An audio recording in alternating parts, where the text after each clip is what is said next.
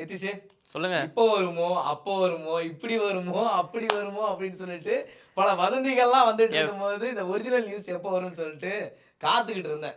இந்த ஒரு பாட்டு இருக்குல்ல, இப்ப வருமோ அது எப்ப தெரியுமா ரிலீஸ் பண்ணாங்க? நடு ராத்திரி பர்த்டே விஷ் பண்ற மாதிரி 12 மணிக்கு ரிலீஸ் பண்ணாங்க. கிட்டத்தட்ட நியூ இயர் பிறக்கிற மாதிரி தான். அந்த 12 மணி பிறகு செலிப்ரேட் பண்ணுவோம் பயங்கரமா. அதே மாதிரி இந்த ஐபிஎல் ரூல்ஸ்க்காக, இந்த ரிட்டென்ஷன் ரூல்ஸ்க்காக எக்கச்சக்கமா நம்ம வெயிட் பண்ணிட்டே இருந்தோம். காரணம் என்னன்னா, எல்லாரும் ஒரு விஷயத்துக்காக தான் காத்துக்கிட்டு இருந்தோம். தோனின்ற ஒரு லெஜெண்டுக்காக காத்துக்கிட்டு இருந்தோம். ஐயோ 2025 ஆடுவாரா மாட்டாரா, அவருக்கு ஏற்ற மாதிரி ரூல்ஸ் வருமா, யாரெல்லாம் என்னென்ன பண்ண போறாங்க, எத்தனை பேர் ரிட்டைன் பண்ண போறாங்க, இவங்க ஒரு பக்கம் கேட்டுட்டு இருந்தாங்க. இதெல்லாம் வந்து ஒரே விஷயமா சொல்ற மாதிரி சூப்பரா வந்து ரூல்ஸை வந்து பிசிசிஐ ரிலீஸ் பண்ணாங்க. என்னதான் சூப்பரா ரிலீஸ் பண்ணாங்கன்னு பார்த்தாலும் ஆப்பு வச்சு தான் ரிலீஸ் பண்ணியிருக்காங்கன்ற மாதிரி தான் கிட்டத்தட்ட இருக்கு. அதாவது ரூல்ஸ் என்ன, ரெகுலேஷன்ஸ் என்ன அப்படிங்கிறது ஆல்ரெடி அவங்க நிறைய பார்த்து தெரிஞ்சிருப்பாங்க. ஏன்னா நம்ம 2 நாள் வீடியோ லேட்டாக தான் போடுறோம். பட் இருந்தாலும் இந்த ரூல்ஸ்ல இருக்கிற சில விஷயங்களை வந்து நம்ம அனலைஸ் பண்ண போறோம். அதுக்காக தான் இந்த வீடியோ. அப்புறம் என்ன வச்சாம்பர் ஆப்பு எனக்கு அப்படின்ற மாதிரி பிசிசி வச்சாம்பர் ஆப்பு. ஸோ பிசிசிஐ வாழ்த்துக்கள்.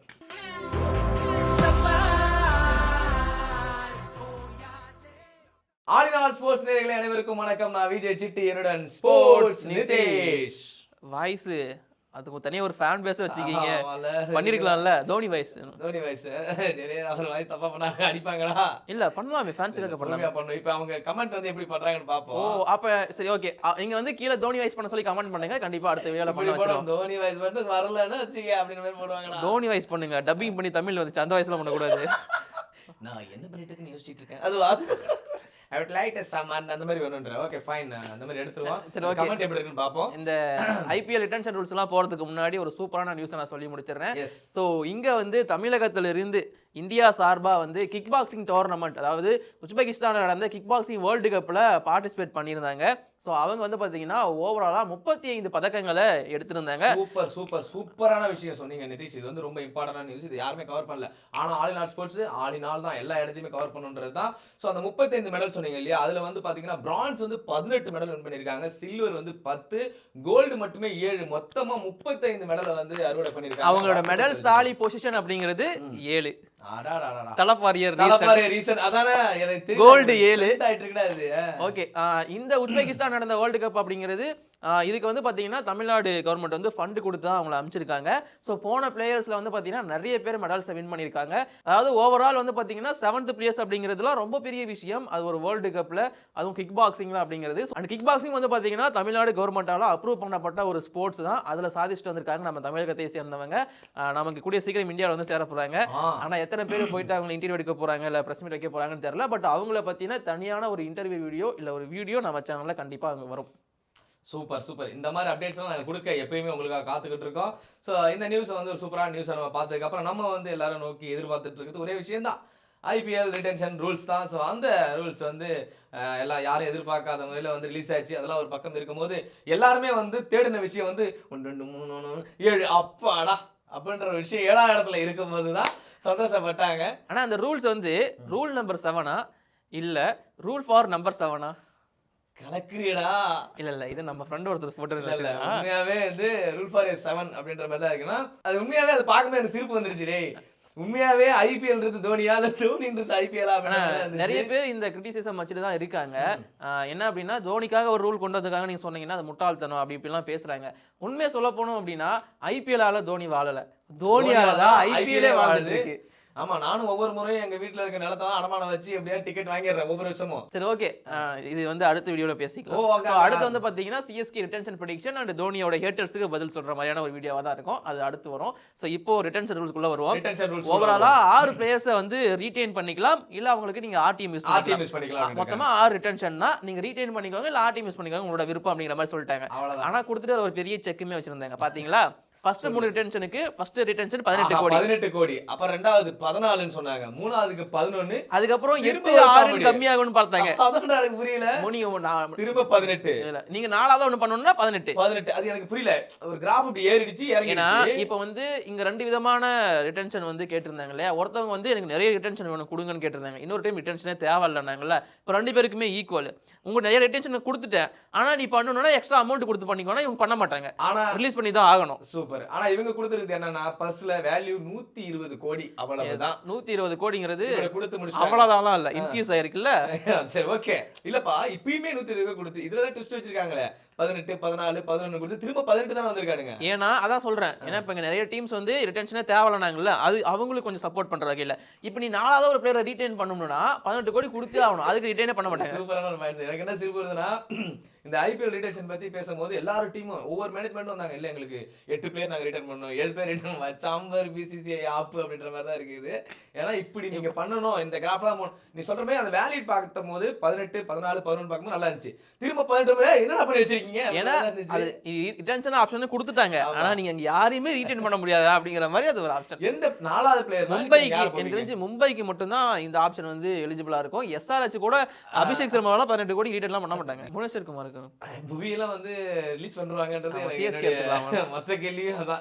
இப்போ சிஎஸ்கே வந்து சமியா டார்கெட் பண்றாங்க, சமியா டார்கெட் பண்றாங்க. எனக்கு அதான்டா எனக்கு தெரிஞ்சு அவங்க புவியை தூக்கிட்டு வர போறாங்க. ஆமா, ஏன்னா நல்லா யோசிச்சு பாருங்க, எம்எஸ் தோனி கேப்டனா இருக்கும்போது டீம் இந்தியாக்குள்ள இருக்கும்போது நல்லா யூஸ் பண்ணாரு புவியை.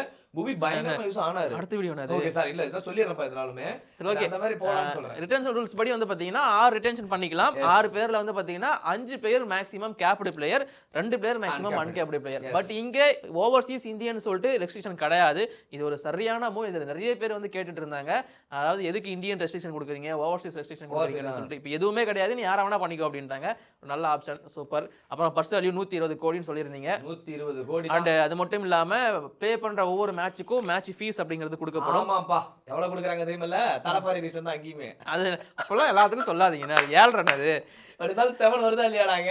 அப்படி ஒரு மேட்சுக்கு இவ்வளவுதான் கொடுக்கும்போது கிட்டத்தட்ட வந்து நீங்க லீக் மேட்ச்ல மொத்தம் 14 மேட்ச் விளையாண்டு வந்துருவோம் இல்லையா? அந்த 14 மேட்ச் விளையாண்டீங்கன்னா உங்களுடைய வேலட்ல வந்து எவ்வளவு இருக்குன்னு பாத்தீங்கன்னா 1.05 crores கண்டிப்பா டெஃபினட்டா இருக்கும். இது ஒரு ஜாக் பாட்டு. அதுக்கு இல்லாம இந்த பக்கம் ஆக்ஷன்ல எவ்வளவு போறோமோ அந்த அமௌண்ட் வரப்போகுது. ஐபிஎல் ஆடுறலாம். சரி ஓகே, இப்போ நான் அப்படியே அங்கிருந்து ஓவர்சீஸ் பிளேயர்ஸுக்கான ரூல்ஸ் உள்ள வரேன். 2 ரூல்ஸ் வந்து ஓவர்சீஸ் பிளேயர்ஸுக்கு ரிலீஸ் பண்ணப்பட்டிருந்துச்சு. ஃபர்ஸ்ட் ரூல் வந்து பாத்தீங்கன்னா, நீங்க மெகா ஆக்ஷன்ல உங்க பேரை கொடுத்துருந்தீங்கன்னா மட்டும்தான் அடுத்து வரக்கூடிய மினி ஆக்ஷன்ஸ்ல உங்களோட பேரை கொடுக்க முடியும். அதாவது மெகா ஆக்ஷன் ரிஜிஸ்டர் பண்ணாம நீங்க ஸ்ட்ரைட்டா மினி ஆக்ஷன்லாம் வந்து ரிஜிஸ்டர் பண்ண முடியாது அப்படிங்கறத சொல்லிட்டாங்க. அண்ட் இது இல்லாம இன்னொரு ரூல் என்னன்னு பாத்தீங்கன்னா, இப்போ உங்களை வந்து நீங்க ஆக்ஷன்ல ரிஜிஸ்டர் பண்ணி உங்களை எடுத்துட்டாங்க, பட் மேட்ச்லாம் ஸ்டார்ட் ஆகிறதுக்கு முன்னாடி நான் பாய் பாய் சொல்லிட்டு ஊருக்கு போறேன்னு சொல்லிட்டு கிளம்புனீங்கன்னா அடுத்து வந்து அந்த டோர்னமெண்ட்டை உங்களால ஆட முடியாது. அதுக்கப்புறமா 2 சீசன் ஆக்ஷன்ல உங்க பேரை கொடுக்கவே முடியாது, பேன் விதிச்சிடுவாங்க. அவ்வளவுதான். இது சூப்பரான இந்த ரூல் வந்து பெருமையா தான் பாக்குறேன். ஏன்னா நம்ம பென் ஸ்டோக்ஸ் உட்கார வச்சோம், அப்புறம் என்ன நிறைய ஓவர்சீஸ் பிளேயர் அது வந்து பாத்தீங்கன்னா அன்னெசரியான காரணமா இருக்க கூடாது. இன்ஜுரி காரணமா போறியா போ, நேஷனாலிட்டி இருக்கா போ, மத்தபடி ஏதாச்சும் சொல்லிட்டு காரணம் சொல்லிட்டு போனோம்னா கேர்ள் ஃப்ரெண்டோட ட்ரிப் போன்றதுக்கான போனீங்கன்னா அப்புறம் அவ்வளவுதான் பாத்துங்கன்ற மாதிரி டென்ஷன் ஆயிருக்காங்க பிசிசிஐ. அதே மாதிரி இங்க வந்து ரிட்டன்ஷன் அமௌண்ட் 18 கோடினா அதான் மேக்ஸிமம் வேல்யூவா இருக்கும். இப்போ ஒரு பிளேயர் 20 கோடிக்கு போறாரு அப்படின்னா ஓவர்சீஸ் பிளேயர், அந்த 2 கோடி வந்து பிசிசியோட வெல்ஃபேருக்கு போயிடும் அப்படிங்கிறதையுமே சொல்லியிருக்காங்க. ஸோ 18 கோடி தான் அதிகபட்சமா. ஸோ என்ன அப்படின்னா இதுக்கப்புறமா பெருசா யாராலுமே ரெக்கார்டை உடைக்க முடியாது. இல்ல உழைச்சாலுமே அந்த அமௌண்ட் அவருக்கு போய் சேராது. அதான் சொல்றேன், யாராலும் உழைக்க முடியாது. இந்த மாதிரியான ரூல்ஸ்லாம் ஓவர்சீஸ் பிளேயருக்கு ஆப் வைக்கிற மாதிரியே கொண்டு வந்து வச்சிருக்காங்க. எதுக்காக சொல்ல, ஸ்டார்க்கு ஒரு ரெக்கார்ட் படிச்சிட்டே இருக்காரு. ஒரு பக்கம் இங்கிலாந்து மேட்ச் கூட பார்த்திருப்பாரு, லாஸ்ட் ஒரு 20 ரன் கொடுத்து ஆஸ்திரேலியால சிறந்த பவுலர்ன்ற பெருமையை தேடிட்டு இருக்காரு. விட்டு லிவிங்ஸ்டன் வீர் விரிச்சிருக்காரு. அந்த அந்த அப்டேட் சொல்லிட்டீங்களா? ஆஸ்திரேலியா வந்து சீரிஸ் வின் பண்ணிட்டாங்க. ஆமா, Australia first 2 match Australia win, அடுத்த 2 மேட்ச் இங்கிலாந்து வின், கடைசி match Australia win, series win. அவ்வளவுதான் வழக்கம் போல. ஆனா இருந்தாலும் ஆஸ்திரேலியா தான், இங்கிலாந்து தான். ஆஸ் பட்லர்னா அவ்வளவுதான். பட்லர் நியூசிலாந்து பீட் பண்ணி அந்த சீரிஸ் ஸ்ரீலங்கா வின் பண்ணிருக்காங்க. அது ஒரு வருஷத்துக்கு அப்புறம் பரவாயில்ல, அந்த நியூஸ் நான் வெல்கம் பண்றேன். பட் சூப்பரா இருந்துச்சு. ஜெயசூர்யா வந்ததுக்கு அப்புறம் ஸ்ரீலங்காவோட பொசிஷன் கிரிக்கெட் ஜெயசூர்யாவோட கான்ட்ராக்ட் 1 இயர் எக்ஸ்டெண்ட் பண்ணப்பட்டிருக்கு. அப்ப ஏன்டா பண்ண மாட்டாங்க? 1 இயர் தட்டி விடு, இன்னும் கொஞ்சம் அதிகமா தட்டி விடணும். அப்பதான் வந்து ஸ்ரீலங்கன் கிரிக்கெட் மேல வரும். முத்தைய முரளிதரன் வந்து இந்த 800 ப்ரொமோஷனுக்கு வரும்போது கூட அதிகமா சொல்லிட்டு இருந்தாரு, ரொம்ப டவுன் ஆயிட்டு இருக்கும்னு தோணுது எனக்கு. நாங்க இருக்கும் போது ஸ்ரீலங்கா பார்த்து பயப்படாதவங்க யாருமே இல்லை. இப்ப ஸ்ரீலங்கா இருக்கிற இடமே ஒரு மாதிரி கொஸ்டினபிளா தான் இருக்கு. அது மாறணும்னு ஆசைப்பட்டார், மாறிக்கிட்டு இருக்கு. சரி ஓகே, அந்த கடைசி 2 ரூலை சொல்லிடுறேன். இம்பாக்ட் பிளேயர் ரூல் ஐபிஎல் 2027 வரைக்கும் இருக்கும். ஸோ அதுவுமே கொண்டு வந்துட்டாங்க, இம்ப்ளிமெண்ட் பண்ணிட்டாங்க, கண்டினியூ பண்ண போறாங்க. அப்புறம் அந்த ரூல் நம்பர் 7 என்ன அப்படின்னா, அன்கேப்டு பிளேயரு ரீடைன் பண்றதுக்கான ரூல் தான் அது. தலை உள்ள வர அவ்வளவுதான். அந்த மாஸ் பிஜிஎம் நீ போட்டு வச்ச தங்க கோடம் அப்படின்ற பாட்டோட தலை பேட்டை வச்சுட்டு இப்படி கோட் பண்ற விஜய் பாப்பார்ல, அநியாயண்டா. அவருக்கு இப்படி பாக்குறதா எப்பயுமே இருக்கும். நான் தான் விஜய் ப்ரமோட் பண்ணிட்டேன், சாரி. ஸோ இப்படி பாப்பார்ல அதே மாஸ் என்ட்ரியோட வர போறாரு. சும்மா சேப்பாக்கு செதற போகுது. Again one more, not only Chepauk, எல்லா ஸ்டேடியம் எங்க தலை போனாலுமே இந்த சம்பவம் நடக்க தான் செய்யும். அதுவும் அதான் பியூர் கூஸ்பம்ஸ் காத்துல 2025 அவ்வளவுதான். டிராஃபி வாங்கி கொடுத்து பாய் பாய் சொல்லிட்டு போக போறாரு. யாருக்கு தெரியும் 26ல வந்தா வருவாரா அவர் என்ன அதாவது இதையும் சொல்லிடுறேன், நீங்க அன்கேப்டு பிளேயர்ல வந்து மேபி எம்எஸ் தோனி எடுத்தாங்கன்னா 3 வருஷம் கிட்டத்தட்ட ஆடலாம் அவரால. ஸோ மேபி அவர் 25ஓட ரிட்டைர்மெண்ட் ஆகிறாங்கன்னு நினைச்சீங்கன்னா தெரியல, ஏன்னா அவர் சொன்னாதான் உண்டு. ஸோ 26 ஆடலாம் 27 ஆகலாம், இந்த 3 வருஷம் ஆடலாம், அதுக்கப்புறம் தான் அவர் டிசிஷன் எடுக்க முடியும். மேபி நமக்கு எப்படி வேணா அமையலாம். 27 சொல்லி முடிச்சாரலாம், முடிக்க வாய்ப்பு இருக்கு. சரி, இந்த அன்கேப்டு பிளேயருக்குள்ள சொல்லிடுறேன். ஸோ நான் இங்க வந்து அன்கேப்டு பிளேயருக்கான ரூல் என்ன அப்படின்னு பாத்தீங்கன்னா, ஸோ கடைசி 5 வருஷமா அவர் எந்த இன்டர்நேஷனல் போட்டியுமே ஆடி இருக்க கூடாது டீமுக்காக, இந்தியன் டீமுக்காக. அண்ட் பிசிசியோட சென்ட்ரல் கான்ட்ராக்ட்லயும் இருந்திருக்க கூடாது. இதுதான் பேசிக்கான ரூல். ஸோ இது வந்து தோனி மட்டும் கிடையாது, நிறைய பிளேயர்ஸ் இந்த லிஸ்ட்ல வருவாங்க. சந்தீப் சர்மா கூட அன்கேப்டு லிஸ்ட்ல தான் வந்து நிற்பாரு. கேட்டா அத 2020ல தலை வந்து ஆகஸ்ட் 15 ரிட்டைர்மெண்ட் கொடுத்தாரு. 2020 2021 22 23 24 முடிஞ்சு போச்சு. இப்போ ரூல்ஸை போடு, தோனியை உள்ளத்துக்கு போடு, அவ்வளோதான். கத்த விடு எல்லாரையும், சும்மா எகுறணும், டிபி சவுண்டு கதறணும் அப்படின்ற மாதிரி இருக்க மாதிரி முடிஞ்சு போச்சு. அவ்வளோதான், தலை உள்ள வந்தாச்சு. அவ்வளோ வீடியோ முடிஞ்சிருச்சு. அடுத்த வீடியோ சந்திப்போம். இஸ் தலை ஃபார் ரீசெட் ஃபார் IPL.